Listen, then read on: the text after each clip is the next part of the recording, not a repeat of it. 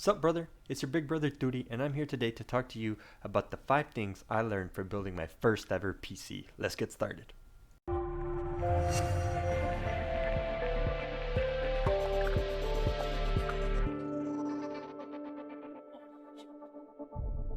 Building a brand new PC is a big challenge, and the first thing I had to come up with was what parts am I picking? And what I really learned was don't pick your parts in a rush. Make sure you're able to go down every single one of your parts and make sure they're compatible. How do you make sure they're compatible, you're gonna ask me?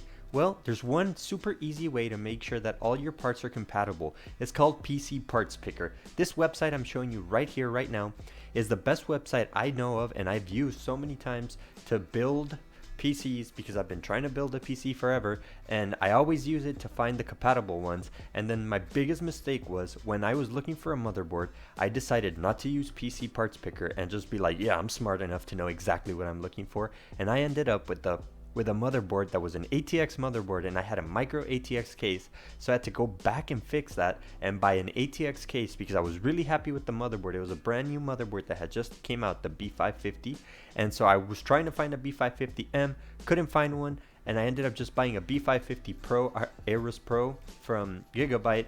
And so I ended up making a big mistake there that cost me like $30 more, in total like $80 more, making the motherboard a lot bigger and the case also a lot bigger, but it gave me a little bit of expandability and I had that room, that budget to work with, so I was okay with it. In the end, I prefer what I ended up buying, but it was kind of a hiccup and it delayed my building of the PC for almost a whole week. So really watch out with what kind of parts you're picking and make sure that you know exactly what parts are coming in whenever you do that. That's the first thing I learned. Make sure you pick your parts correctly. Again, PC Parts Picker, great site to use to make sure that all the parts you're ordering are the exact same parts that you're gonna get and they're gonna work together with no problems. All right?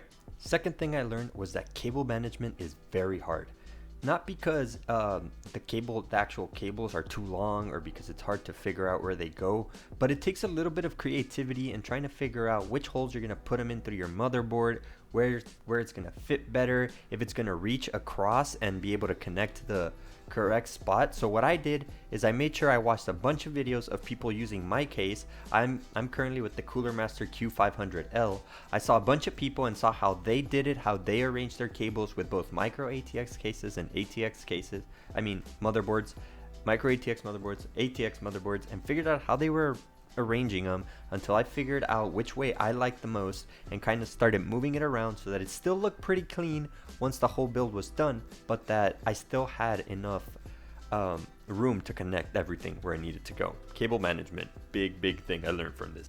Third thing I learned from building my PC was, and honestly it's kind of a dumb mistake, but it's something that I feel like new, inexperienced PC builders that have never done this before like I was might overlook, is once you're all done, once everything is in its place, all the cables are where they're supposed to be, everything's connected in the little tiny pins and all that kind of stuff, and then you go and connect it and you click the button and nothing happens. It doesn't turn on, your monitor doesn't turn on, and honestly the biggest thing that could happen to a lot of you guys is just that you didn't turn on your power supply. The power supply has a little switch on it. Just make sure you turn that on. If you get that power supply turned on, then it should turn on. That was one mistake I made. I connected it and nothing happened. I didn't panic. I checked that and okay, boom, it was perfectly well. Now if there's other things that aren't turning on for some sort of reason, I think there's software out there that's able to help you figure out what's going on, why things aren't turning on and stuff like that. But luckily I didn't go through any of that, so I don't know what's going on with a lot of those things. But make sure your power supply unit is turned off. It is essential for it to be turned on, so that your computer can turn on. It's the power. So yeah, just watch out for that. Big mistake I made, kind of dumb mistake, but also pretty common mistake, as I've read in a lot of forums and kind of watched a few videos where everyone always emphasizes this. So just make sure that if you're going to build a PC, that your power supply is flipped on before you close the case up. All right? Alright, so the fourth and fifth things I want to talk to you guys about is kind of post-build. Once you've already put everything together, your PC's closed up, and you can actually get it going and stuff, and you turned it on, you went through the BIOS, you followed a YouTube video that went through the BIOS and kind of figured out what kind of BIOS you had. Each motherboard has different BIOSes, so that was kind of difficult. But once you get through all of that and you're ready to see when you go into the actual installation of Windows, it is a super simple installation.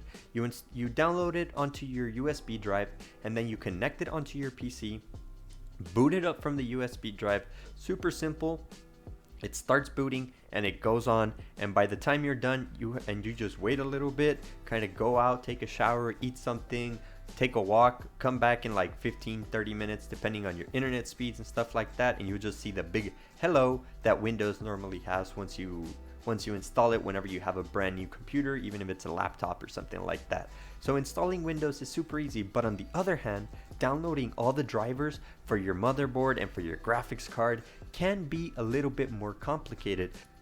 This is because they're constantly updating, they're constantly changing, and Windows tries to look for the newest ones, but you're never going to be able to actually find them without going into the website of whatever motherboard you have, clicking the links that like I'm doing right now, downloading all of them, and then installing all of them one by one. It's really tedious, and downloading all the drivers was probably the most complicated part, because there's no YouTube video out there for your specific motherboard, especially mine, because I got a B550 brand new one, so not a lot of people had enough time with them to play around with them to get like the installation process up. So I was looking at B450 videos, I was looking at a bunch of other videos that trying to piece things together and how they were doing it.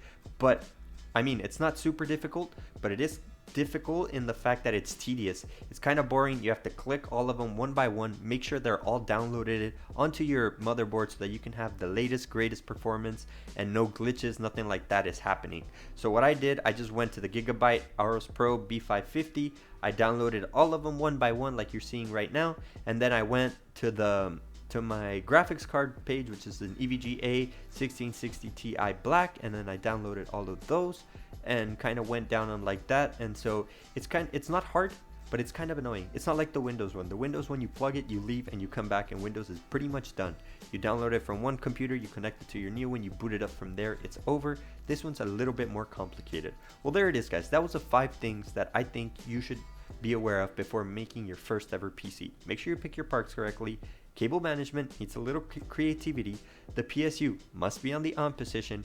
Downloading Windows is super simple, and downloading your drivers is a little hard. I'm going to give you guys a little bonus tip that I thought of as I was finishing up this video, and that tip is that make sure you keep all of your screws in different, the first thing you're going to do, separate all your little screws, put them in separate little shot glasses or little cups or something where you can have them, and then you can use that to be able to be like, okay, I need this one for this part, this one for this part. I had them all on one bowl, and that kind of was a little hard trying to find the ones I needed. I ended up dropping some and finding them later. Luckily, the PC case I bought had way more than what I needed, so it was still able to put everything together into place.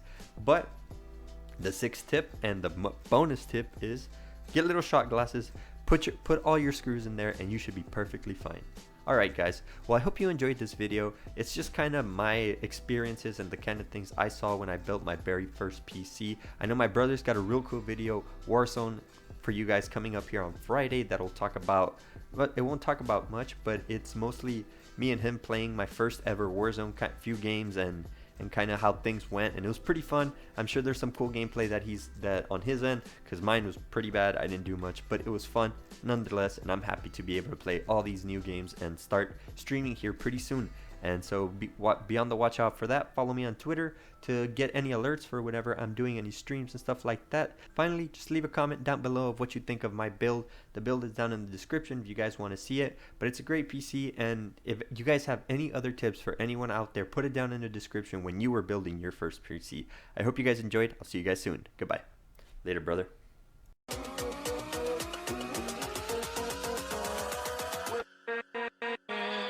With